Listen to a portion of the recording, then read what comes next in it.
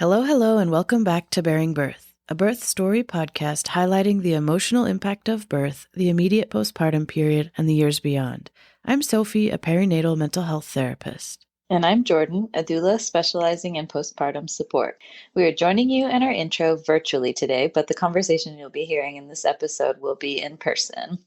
We are so excited about our next guest, Samantha Leusink, because she's our first local fan of the podcast that isn't someone we knew previously. Yeah, this was such a special feeling for us to know that the podcast is reaching people as listeners and also inspires people like Samantha to want to come on the podcast and share their birth story. Oh my gosh, and what an incredible story she shared. Today, you'll get to hear part one of our conversation with Samantha, where she talks about her first pregnancy and birth experience at a birth center, which she describes as a pretty smooth and empowering experience. She also shares with us what it was like expanding her family and going into her second pregnancy, and the surprise of finding out that she was expecting twins. However, the excitement quickly turns to uncertainty as they receive a rare and serious diagnosis of Twin-to-Twin Transfusion Syndrome, or TTTS, a condition that affects identical twins who share a placenta and therefore have an unbalanced blood supply in the womb. This episode explores the emotional weight of a high-risk pregnancy and diagnosis. I had never heard a birth story quite like this one before. It was impactful and moving in many ways. It was hard to listen to some of the details because they are painful and difficult, but at the same time, it's so incredibly inspiring to hear how one human, Samantha, and also her husband, endured and kept going. Samantha's story is a testament to the strength of a human. She has such a powerful story to share. We really hope you check out both episodes. Stay tuned for part 2 coming out on March 19th. Themes and content warnings for this episode include a positive birth experience at a birthing center, Twin-to-Twin Transfusion Syndrome, and a high-risk pregnancy diagnosis. Please enjoy part 1 with Samantha, and thank you so much, Samantha, for coming on. A doula and a therapist are sitting down to talk about birth. A doula and a therapist are sitting down to talk about birth. Thank you so much for coming on, Sam. Yes. Do you want to introduce yourself at all or share anything about the kids that you have and their ages and just who you are? Yeah, sure. So I'm Samantha Leusink. I have 2 kids. I have a 3-year-old son and a 13-month-old daughter. We're a local Hillsborough area and my husband's from Michigan. So I like to say I stole him. He came out here after college and just kind of pointed out a map and stayed here. We met at a church thing and I stole him. He was going to go home, but not anymore. Oh. Yeah. So when you have 2 kids, I think you mentioned you wanted to talk about how different your 2 experiences were. Yes. So it's totally up to you if you want to start with your first kid and how that experience was, or the most recent, since that happened more recently. Then, no pressure to tell one whole story, pause, tell the other. It's your whole just life and it intertwines. So happy to jump back and forth. Yeah. Okay. So whatever feels good. But you can start with what your pregnancy was like for one of your pregnancies and go from there. Yeah. I'll start a little bit before that. I've been kind of a pregnancy nerd for even years, before we even started thinking about having children. We knew we wanted kids and we had this plan to wait 5 years after we got married because we wanted to enjoy each other. I kind of was immediately baby crazy, even though we had that plan. So I would dove into podcasts and stuff and really just consumed all of the information. So I felt a little bit over-prepared. And by the time we had gotten pregnant, I was already a little bit decision fatigued. But I feel like it was good. It was lots of information that that's where I found my birth center that we had our first at. Oh, nice. Yeah, we had our first at Alma here in Portland. I think it's super close. I love over Alma. here. Yeah. So I like to say they're polar opposite births. My first, we would say the pregnancy was super textbook, really, he just grew right along at all the quote unquote right earmarks and stuff. I never really was sick or anything, which was so nice. I feel like I have PCOS, so I feel like my body likes to be pregnant. It almost balances my hormones that are usually out of whack. So I feel my best when I'm pregnant. Wow. Yeah. That must be nice. It is. It's different. Even though it's temporary. Yeah, exactly. It's good. I've actually considered being a surrogate at some point just because I feel like my body is made for pregnancy. Oh, that would be so special. Yeah, it would be interesting. It's definitely something to think about in depth. But yeah, so I found Alma through a birth story podcast. Which one? It's called, I don't remember. It's okay. If you remember it, we can link it below. Yeah, okay, sounds good. I'll definitely find it and show it to you. Because it was like, it's... no pressure, put you on the spot. Right. It was a lot of like information and stories. Like they would interview professionals and have stories too. So I was listening to a birth story and they were from Portland, and I remembered them because I had listened to it like 2+ years before we got pregnant. And so I went back and found it and like found the name of it and just fell in love with Alma. I loved it. It was beautiful. And like they're the first people I called before even my husband. Like when I got a positive pregnancy test, I was like, okay, I want to go to Alma. So you got to secure that slot. Yes, I immediately called them and made an appointment.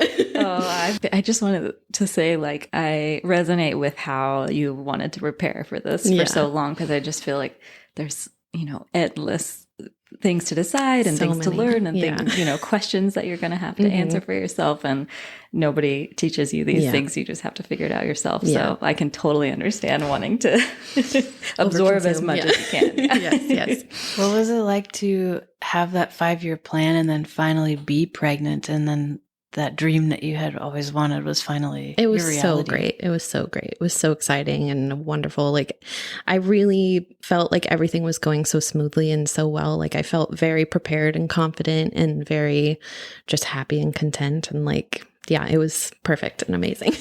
Now, like years on, I feel like I would give myself the advice when we first got married to just really relax. Like the babies will happen. It's fine. Like really just enjoy your husband while you really, I feel like you take for granted like how time consuming and just all consuming kids are. You hear people tell you that, but you don't understand. There's no way to understand. No, it's not. So like, I've even given that advice before to people who are like, oh, we're thinking about getting pregnant right away. And like, that's great if you both want that. But if you even have an inkling of like wanting to spend that time together, do. Yeah. You're not going to get it back. Yeah. Sasha and I have been having the kid conversation for years because we're on the fence. Okay. Yeah. And I feel like multiple times we had to be like, we have to put this away. Right. And stop talking about it every day, because it's it's consuming even before the fact, because it's like, if you're on the fence, it's like 2 different lives you're deciding between. Yeah, for sure. Definitely. But we also don't, if we do end up having a kid, this time is limited, like you said. Yeah, so we have to like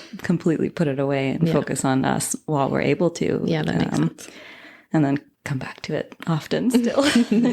Yeah. So we found Alma, went to our first appointment. My husband was kind of on the fence of like birth. He had never even like had that concept in his brain. He was very like, oh, you go to the hospital to have a baby, obviously. And I'm very like, birth is natural and supposed to happen to you. And like this, you're made for this, you can do it. And you're not sick when you're pregnant. I mean, obviously my other birth is a different story, so we'll get there. But also forgot this little detail. I got pregnant in 2020. So my first is born in December of 2020. And so our first appointment, we went there and we had like the masks on and all that stuff. And a big conversation at the time of our first appointment was like partners not being allowed in hospitals for support. And my husband brought that up, and the midwife we were with said I would not work here if that was ever even on the table. Mm-hmm. Yeah. It's just, Yeah. I feel like we connected on all different levels with our team. It was so great. Like Laura, we connected. We never actually had an appointment with her until the very end, and we kind of connected on like a spiritual level. And you're probably not supposed to have your favorite, but I did have a favorite. Everybody has a favorite. Yes. And so we had our 38-week appointment with her. No, our 39-week appointment with her. I lost my mucus plug at that appointment. Oh, wow. And she was like, oh, I'm on call this weekend, but then I'm going off call on like Sunday or something. And so I was like, oh, you should come now. And he did. So that was really great. Oh. Yeah. That's the one who you had a spiritual connection with? No, just on a super personal level. Yeah. Like we were very similar, like couples. Her and her partner were very similar with me and my husband, like nerdy and into certain things. So yeah, it was fun. Oh, that's nice. Yeah. There's so many ways to connect with your birth team. Yeah, for sure. And it's really more of just like going by feelings. Yes. And I loved everyone who was on the team. So that was really great to like be able to meet everyone and have a full on appointment with every single person. So that was really nice. So yeah, I worked like right up until, I don't even remember. It was Thanksgiving. So it must have been 38. I can't do the math, but it was towards the end. It was also 2020. So exactly. Yeah. It's all just a blur. I was at home anyways, for the most part.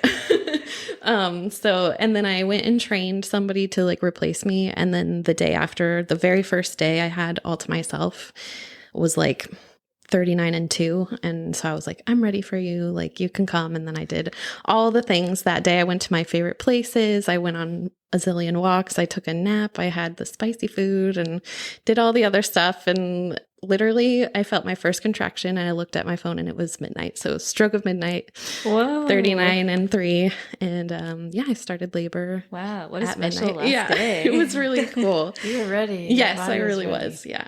I think that's just proof of like your body gets safety signals. Exactly. Yeah, for sure. I love telling that part because I'm like, oh, it was the perfect last day. I now have a tradition of going to the favorite donut place that I went to before with my son. Oh. Even though they give you free birthday donuts, Pips? But I'm like, yeah. But I'm like, we have to do the day before. I don't care for the free. I'm just like, this is the tradition. Yeah. So I labored for about 5 hours by myself. I re-downloaded a meditation app that I had sort of used, but like fell off of and just wasn't really like, it didn't really gel with me for the end of my pregnancy. Anyways, I think I was like so busy and worried about other stuff, but it really helped me sleep because I was like, I would pace back and forth. I wasn't in a lot of discomfort, but I just could not sleep. I know they're like, sleep through it until you can't. Well, I already couldn't right away. So I probably was already contracting and just didn't notice it until the stroke of midnight. But so it helped me. And then at 5 a.m, I woke up my husband and was like, hey, I need some company now. I'm bored. Can you please wake up? I've been awake for 5 hours. Yeah. So that was a Thursday. Yeah. So he called in and we went downstairs and watched Disney movies. And one thing that I'm not super happy with about the early labor is I kind of just like found a spot and hunkered down and did not really have a lot of movement in my labor. I feel like I would have not coped better because I coped fine, but like felt better in general, if that makes sense. Like it was definitely pretty painful pretty early on, but whatever. It was just fine. Do what feels good. Exactly. I kept getting cold. It was freezing and then I kept getting hot during my contraction. So I just sat on my couch with like a blanket around me. And every time I would contract, I'd just throw it off, like breathe. And then I'd like cuddle back up again. So we watched, movies for a while. And then I called my mom. I don't even remember when, like 10 a.m. So it had been like almost 12 hours. And asked her to come over. And when she came over, we watched British Bake Off. Just switched like shows and movies throughout. Oh, I had called my midwife at one point and she was like, well, do you feel like it could slow down? So I tried. She asked me to get in the shower and I got in the shower and it slowed down quite a bit. It wasn't quite so like consistent. So I just stayed in the shower for like almost an hour just by myself while my husband like cleaned the house and did dishes and stuff, which was so nice. So you were planning for a home birth then? Or you were just laboring at home? Yes, laboring at home as long as possible. We didn't love the hospitals near us, and we loved that Alma had like... No, right. You're at... Because Alma also does home birth. They do, yeah. So you were planning to go to the birthing center once things picked up. Yes. Yeah, okay. Yes. I'm following now. And I didn't have a doula. I didn't really feel like I needed one. Plus, we only had 2 people allowed, so it was my mom and my husband. I just felt really comfortable with everyone there. I felt prepared. Like I just didn't feel like I needed an advocate, if that makes sense. Not that that's all that doulas do, but is this foreshadowing to needing an advocate? Oh yeah, for sure. Definitely. Yeah. Well, not in this birth, but yes, in the future I did. So that was after. Yes. So I did the shower before my mom. Called my mom. She got there and she just kind of helped me, like her and my husband switched off, like giving me back rubs and counter pressure and stuff, which was like counter pressure definitely is what got me through my labor. It was a miracle. Like just made it go away basically. Amazing. Yeah. Called my midwife again when it was just, I could tell that it was more consistent. We did the whole timer thing, but it kind of was the same the whole time. They were pretty much always 5 minutes apart and like a minute to 2-ish minutes, however long that goes. But it had been that way for a long time. But we called my midwife and she kind of was on the phone with me during a contraction. She's like, yeah, I think we should meet at the birth center because we were like 45 minutes away too. So we just decided to go and we got there around 1, I believe. And I got there and I just took off all my clothes immediately, went to the bathroom. They had gotten the tub out already. Oh, another thing I forgot. Contractions, like just every single time I have to go to the bathroom. Every time I have to pee. They always make me have to pee. I don't know what it is. It's so annoying. That happened in my second birth too, but it drove me crazy. Just squeezes on your bladder. Yes, because then I would get there and of course you have a toilet contraction and it's like so much more powerful and intense. And it's like, okay, well, this is probably a good thing because it's helping things move along, but it's intense. It was still really intense and very annoying. Did you have to actually pee every time? Yeah, pretty much. Yeah, it was really frustrating. So, but the good thing about that was when we got to the birth center, they had the tub filled up. And so I just got in and I was like, I'm not getting out. I'm just going to pee in the water. It's fine. They told me that like an hour later. It's like, oh yeah, I'm good. I got it. And I think my husband was in there with me at that point. He was like, oh, good to know. Great. Like, well, you got to do what you got to exactly. Yeah. I'm not about to haul myself out of the tub every time I have to go to the bathroom. Yeah, so I labored in the tub for a good probably 2 hours. At some point, counter pressure stopped helping. I was probably in transition. But I had heard when you hear a grunt at the top of the contraction or when you feel a grunt in your throat, that you're probably ready. And that happened. And so I had told my midwife and said, I think I'm ready to push. Because it's like, it was so crazy that it was involuntary. It just happened. I was like, oh, okay, that's what that feels like. So, did that make you feel like your preparation, like you had that connection to yourself? Like it definitely made me feel so in tune with everything that was happening. It was very empowering. Oh, that's great. Yeah, so my midwife wanted to check me to make sure, and I probably could have pushed back on that a little bit, but I didn't really want a water birth. The thought of getting out of the tub after doing all of that to like go lay on the bed just sounded exhausting to me. So I was like, okay, I'll do that work now. So we got on the bed and she checked me and I was ready. And she asked me if I wanted to get back in the tub. I was like, absolutely not. We worked to get here and I'm done moving. So that was, and then I pushed for only about 45 minutes or an hour and he came at like 5:15, I think. Yeah, it was great. It was exactly what I had envisioned for my birth. Wow. Yeah, that's great. What was that moment like when he came into the world? My husband caught him, which was really cool. The cord only let him come up to like my lower belly. So that was great. But yeah, it was wonderful. I don't feel like I got the whole like rush of emotions. Like I didn't cry, which kind of surprised me. But it was definitely like a big sigh of relief. I feel like not even just because of anything pregnancy wise, just labor is hard. So a big sigh of relief of being done with the labor and just having him there. So it must feel so powerful to be on the other side of that. Yeah. And to have envisioned this and then it go the way it closely aligned with the way that you saw it all. Yeah, it was magical. Did you feel like because it went how you were hoping that you were able to sort of like integrate what was happening? Yeah. And I know sometimes it's like such a whirlwind that it's just like you're only in it and you can't like process it whatsoever. Right. But I assume that would make that a little bit easier. Yeah. Yeah, definitely. Yeah, it's not like necessarily all a blur. It's a blur like memory wise just because it was 3 years ago. But yeah, it was definitely, I felt very present and very, in the moment. So that's great. Yeah. You're not like having to use a part of your brain to like question anything really. Right. Exactly. It's matching up to what your expectations are. And actually the next morning at like 8 or something, whenever I had woken up, I wrote out my birth story in a notes app, and I titled it "Before My Head Fills with Other Things." Oh, it's so great that you were able to have that. That thought to do that. Yeah. Because things do really change and shift. Yeah. What did change for you in the days afterwards with the story?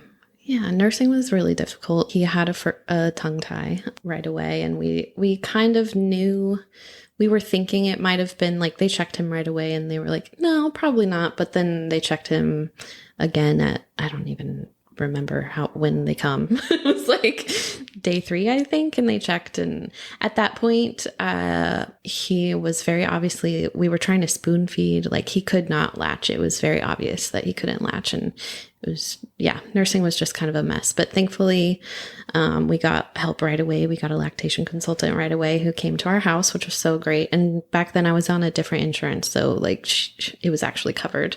I'm on Kaiser now.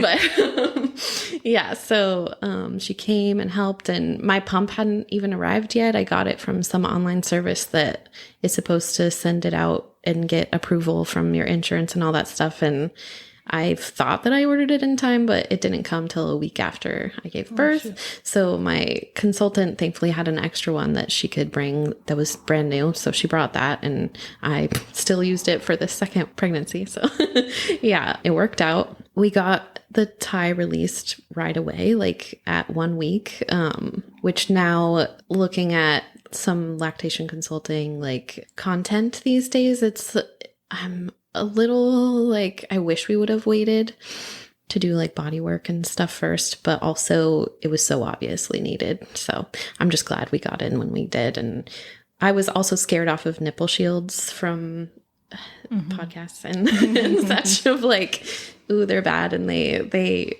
like create a barrier between you and your baby and stuff, and they really saved our nursing relationship. So I'm a big proponent of them. I know like getting off of them is ideal and all that stuff, but I mean, if it works, it works. Yeah.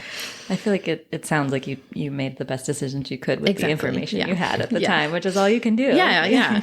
And I still say, even with all that new information, I probably still would have made the same choices. Like they were just obviously right for us. I used the shields pretty much all the way through our nursing relationship with him. I got him off of them during the day, but at night he would have like a sloppy latch. And so I just, you were able to breastfeed. Yes, exactly. For 11 months, and he weaned himself. So Did it get easier over time? Definitely, yes. He was very obviously, I felt awful on like day 3. He was obviously like starving and not getting anything, but thankfully the midwives taught me how to hand express properly, because I thought I knew how, but I didn't.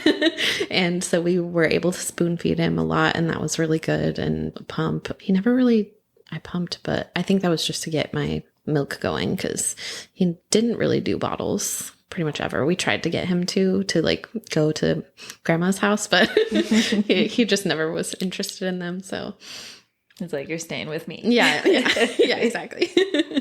But eventually it got better for both of us. He figured it out, and we did all the horrible aftercare of the tie release. That's the worst part. Yeah. I'm glad we did it, and I'm glad we stuck it out. If there's any parents doing the aftercare from a tongue tie, you're almost done. Yes, you can do it. It's worth it. It's like, how do you describe something that like, you're hurting someone, but it's like for their benefit, like you're helping them, but I feel it's like there's a word for that, but I know, I can't think of it. But it's so hard, especially with a tiny baby. Yeah, you have to go into their mouth, right, with like a glove on, and massage the tongue. Help the muscles recalibrate. Do like cheek massages and stuff. So it's your baby, and they're so small and fragile. You can't explain it to them. It was awful, but it's worth it. Yeah, definitely. Did you like being excited about being pregnant and becoming a mom, did you have this idea of what breastfeeding would be like? Did you want to breastfeed? Yes, I definitely wanted to breastfeed. I knew it was going to be hard. So something that I told a friend of mine one time was like, with the whole pregnancy thing, because I have PCOS and I just always felt like it was going to be fine. Like I was just like, we're just going to magically get pregnant and it's going to be fine. Like I just had this gut feeling that it was going to work out, and it did. We never had any issues conceiving. And I kind of had that feeling. I feel like it was a hopeful, like, I want that feeling for breastfeeding, but of like, oh, it'll be fine. You'll be the one that it magically works for. But it didn't work out that way. And I was a little bummed by it, but I knew that it was a possibility that would be pretty difficult. It's like learning a new language and totally. Having to work with two people, like two people having to figure out how to speak that language together. Yeah. And just because you're ready or you have knowledge, it still takes that other little being. They have to figure it out too. Such a learning curve. Yep. Mm-hmm. And it's not any easier the second time around. Not in my experience anyway. We're very grateful for lactation consultants. Oh, yes, absolutely. Thank goodness for them. Yeah, for sure. There was a time where that job didn't even exist. Yeah, that's mind-blowing. Come a long way. Yep. So after you figured out feeding, what was your postpartum experience like the couple months after going into a year? It was pretty good in my recollection. I don't think I put a shirt on for a week, and after that I only put on a bra because my mom asked me to, because she was like the one coming over. So again, I only put on a bra, and then I didn't put on another shirt for like a whole week. And so it was a good 2 weeks of just like chilling at home and not really doing anything. We had like appointments here and there for doctor stuff, but I didn't actually have to take him to the pediatrician for a while, actually, because the midwives can come do most of your stuff, and you take them to the 6-week appointment. And so don't actually have to go to a quote unquote doctor's office, which was so nice in that time because it was the height of the pandemic. So didn't have to deal with all of that. But yeah, postpartum wise, I don't feel like I had any I had a lot of support. That's what I would say. My parents live 10 minutes away from us. I have a really good relationship with them, and my mom would come over all the time and help out with laundry and stuff. I feel like a big part of that was like me letting go of my little perfectionism issues with like how things get done. Mm-hmm. And I think once I could let that go, it was so easy to just accept help from my mom and stuff. So that's great. Yeah. Yeah. And we had like friends come over and like peek in the window and say hi and leave us meals. So that was really nice. Support is everything. Yes. Yeah. Absolutely. What was it like? Because you and your husband had this little contract of we're going to wait 5 years. And then now that the baby is here, what kinds of shifts did your relationship take on, if any? And was anything surprising for the two of you? Yeah, I think definitely how incredibly all-consuming and time restricting it is, just parenthood in general. Even if you have support, like it's 24/7. You are literally responsible for keeping somebody else alive and happy, preferably. Yep. But just getting kind of like disconnected on a day-to-day basis, like really having to take the time and effort to stay connected. It never really caused any big issues. We're lucky to be on the same page quite a lot about most things, and if we're not, we're really good communicators. So that was good. But so it brought us together even more so, I think, in the like communication aspect of things. But it was hard to like, we're not just existing in each other's space. We have to like actually find time to nurture our relationship. Mm-hmm. Oh yeah, that's still an issue. So yeah, it's so hard to do that. I heard someone describe like the early postpartum as like you and your partner just passing ships in the night. Yeah. Just trying to survive. I think. Oh, now it's coming back to me. All the sleep deprivation was the hardest part for sure. By far harder even than nursing. Like my son would cluster feed at night. So he would go down and he would fall asleep, and so would I. And literally 10 minutes later, he'd be hungry again. And I feel like my husband hated waking me up for that because like I said, he didn't do bottles. So I was the only one there for him to feed him and get him through. And like, obviously all of it is like biologically needed and all that stuff, like the cluster feeding in particular, but you can't help the irritability. Yeah, exactly. Yeah, it doesn't make it easier. No. But I actually have like 2 recollections of like breakdowns I had. I have pictures on my phone actually of me crying. So like acne all over my face because of hormones and just like sweaty and tired and miserable. And like, I think there's nothing worse than the middle of the night nursing backache of like trying to stay upright in your bed while feeding your child. Like no amount of pillows can help that. So that my husband actually like put his back against mine one night to just like help me stay up because I was really like whimpering so sad. So yeah, literally holding you out. Yes, exactly. Well, I feel like you gotta have a breakdown. Oh yeah, you know, you gotta let it out. And like sleep deprivation is literally a form of torture. Yeah, and it's so hard. Yeah, I tell that to my friends a lot. Of like, this is literal. Like, people actually torture people this way. Like, this is an actual form of torture. And I've actually sent those pictures to my friends too. I'm like, you can do this. Don't worry. I know. Yeah, it looks like everyone has it all put together, but this is normal and it's okay. Yeah, it's so important to share that. Yeah. It's so important because you're just not going to sleep. Yeah. On Instagram. Right. Exactly. Yeah. Even with close friends, sometimes you don't share that stuff. And I feel like it's really important. Yeah. It's like a society, you know, keep it put together. Like you chose to have a baby.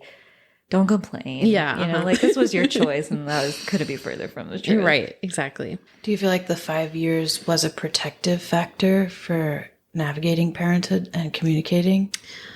I mean, not intentionally. I feel like it definitely was for sure of like building that super strong foundation of communication and working out like early marriage issues and stuff. You know, it's like the preamble for what's to come. It's like a whole new level of, it's like you're leveling up your relationship, I feel like. Promoting. Yeah.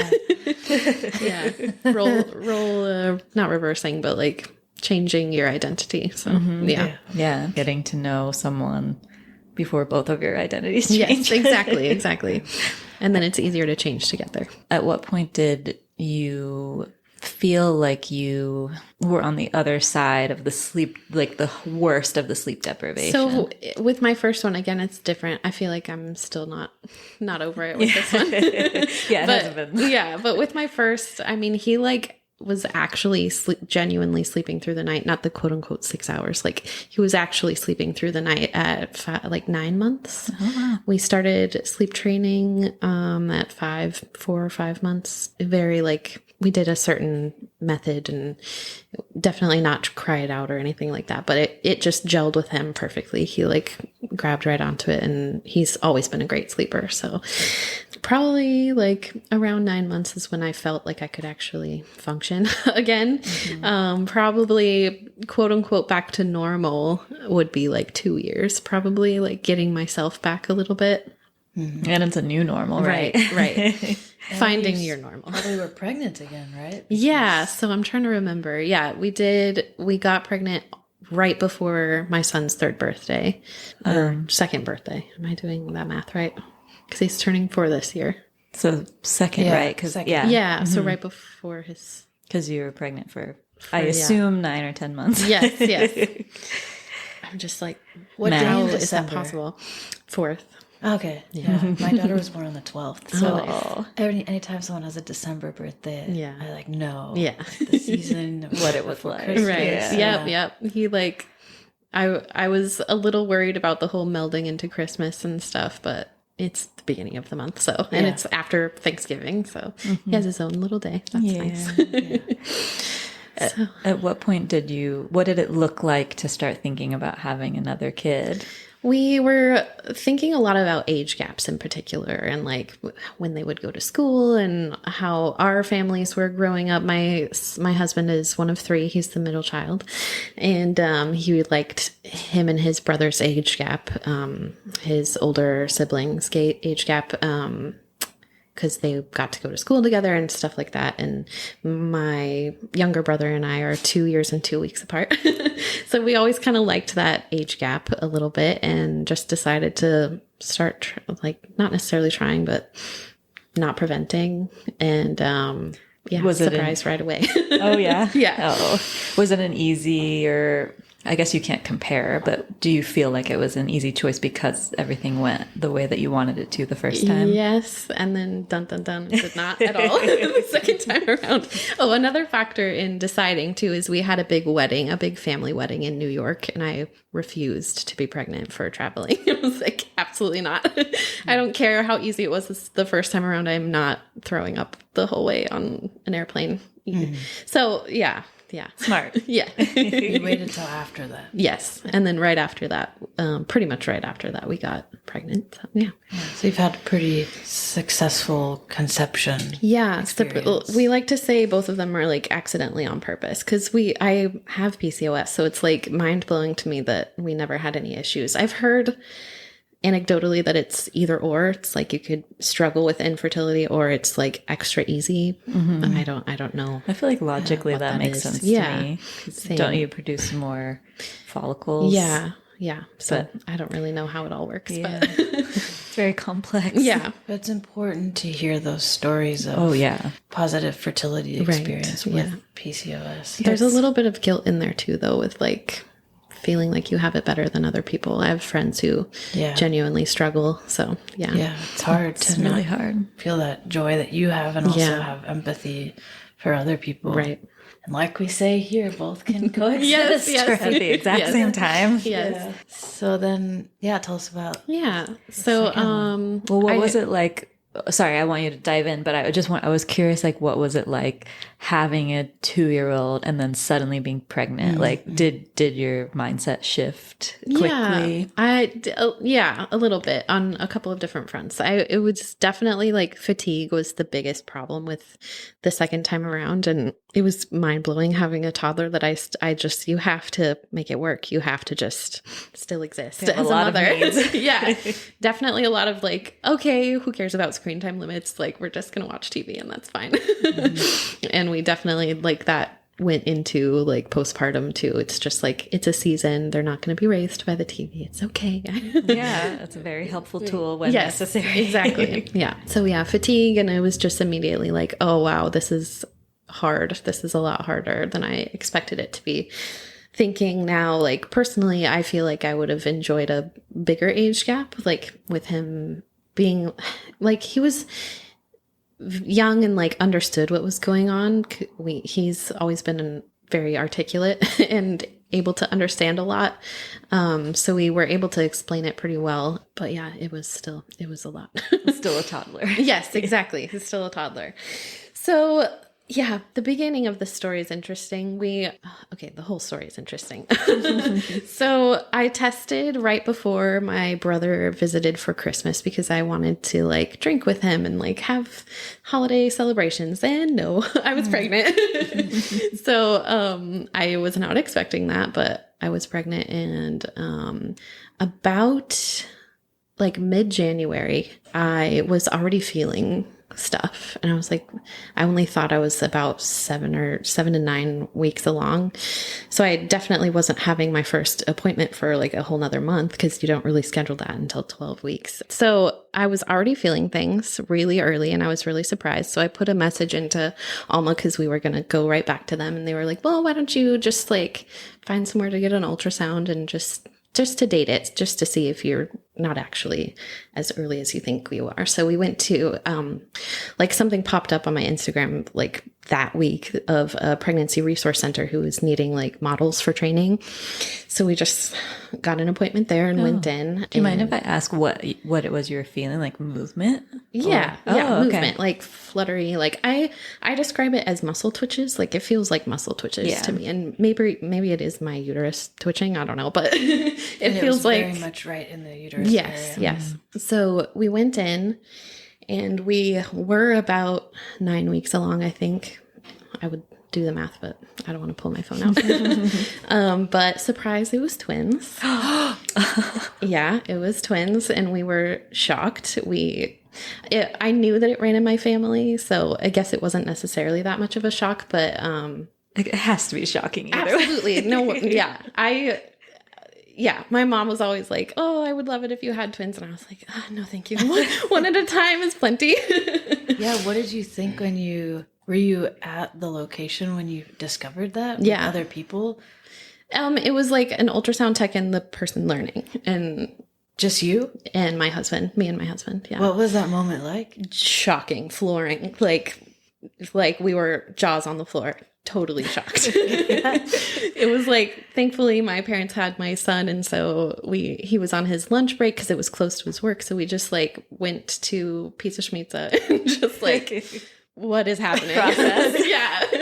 We called both of our parents and told them right away, because we were like, it was like exciting and also terrifying and overwhelming. So yeah, it was really shocking. So what is that common with twins, that you feel this fluttering? I think so, feeling? because there's like not as much room. Okay. They're like both two of them moving around too, so it's like twice the movement and not as much room. Okay, Makes sense. Yeah. So unfortunately, Alma does not do twins. So yeah, that was like really heartbreaking, because I knew that right away too. So I was like grieving our experience already.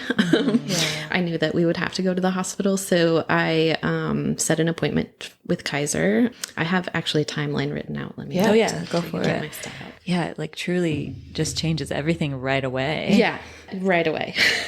So you're having to like game plan, Yes. really change course. Yeah, we were going down that line quite a bit, but pretty quickly things took a turn. So we found out on February 9th, and then we had our first ultrasound at Kaiser on the 22nd. So it was like a week and a half later, if I'm doing that math correctly, I think. Or Maybe 2.5 weeks.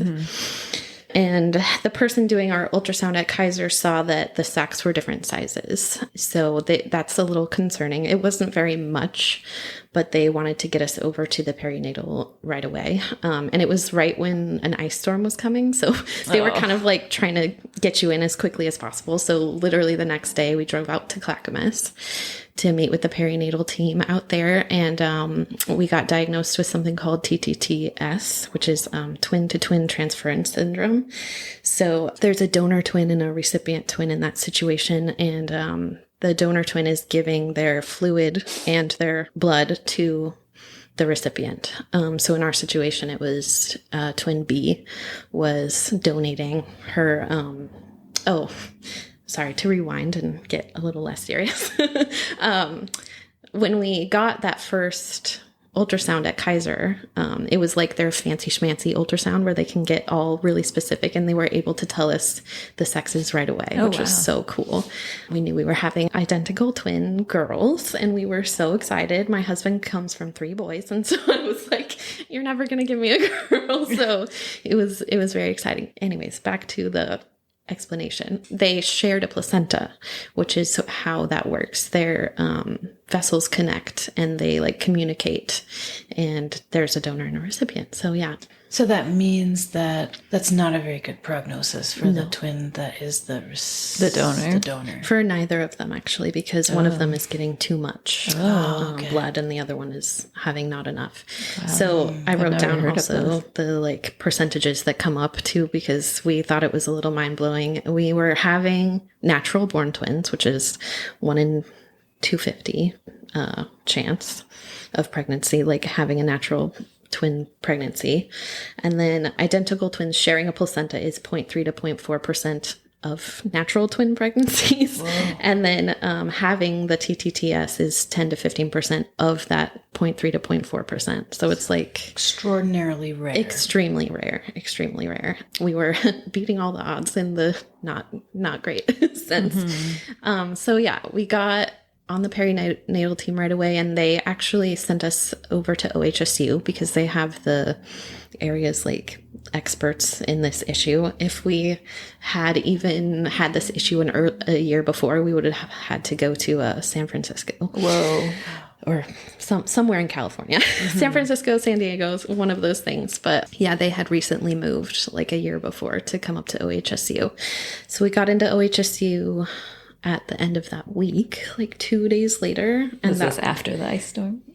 It was like right in the middle of the ice Oh, storm. no. Like, it was icy. Oh. But we have thankfully reliable transportation, and my parents were right there to take my son. So yeah, so that was probably one of the worst appointments of the whole situation. We had to make a lot of decisions, and it was very intense and scary, and like learning about all of the odds and what we could do and all our options. And we were talking a lot about survivors, like having survivors. And that word really bothered me. It ended up really bothering me because I was like, I'm not looking for survivors. I want babies. I want happy, healthy babies, not survivors, if that makes sense. Yeah, totally. It does. Yeah. So that was really hard and really emotional.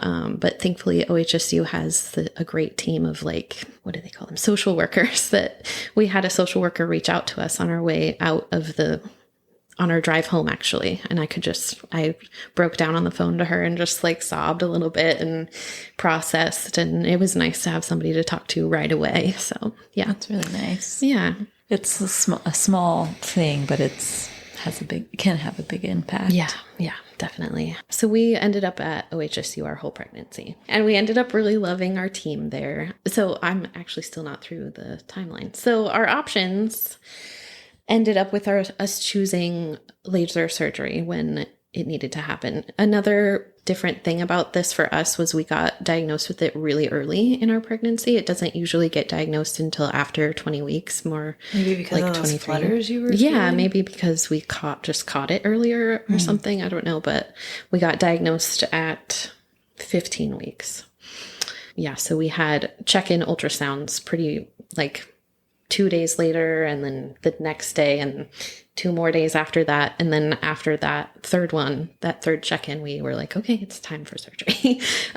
They were waiting for the bags to fuse to my placenta because a complication with the surgery, they're putting a laser in your uterus and in your sac, so they could like cause separation of the membranes from your placenta, and that could cause early rupture of membranes and stuff. So oh my gosh, how scary. Yeah, it was a lot of complications and information and just stuff we were not prepared for in any sense How of the can word. you be prepared for Exactly. something? Yeah. And it just consumes everything. Yeah. So you have no choice but to give it all of your attention. Exactly. We were extremely lucky in the fact that my parents are as close as they are to us, and we could just send my then 2-year-old just over to their house and they could just hang out. And my husband has a really good work environment where he can just kind of dip out if he needs to in an emergency situation like this. So yeah, he got a lot of time off right away and it wasn't an issue. And so we were very lucky. There's so many layers to consider, like financial resources to switch to a different hospital, whatever. Yeah, thankfully OHSU is under the Kaiser umbrella, so it didn't really cause too much of an issue there. Okay, that's good. Yeah. It's really good. Yeah. Because that can like bankrupt people. Yeah. Yeah, it's crazy. And if that's your choice for this very specific problem. Right. Wow. Yeah, there were a lot of those questions were going on in our mind too, of like, we don't know how much surgery is going to cost. We don't know what is covered and what is not. And there's never really any quick answers to those questions. Gosh, yeah. But everything was happening quickly. And we were both just like, whatever, like this is life or death, literally. So who cares about money right now? We can figure it out when we need to figure it out. So Such we a literally broken system. Yeah, I know, right? So we found out we were having twins, and less than a month later, we were in surgery. Wow. Yeah. And that concludes part 1 of Samantha's story. Stay tuned for part 2 coming out on March 19th, wherever you find your podcasts.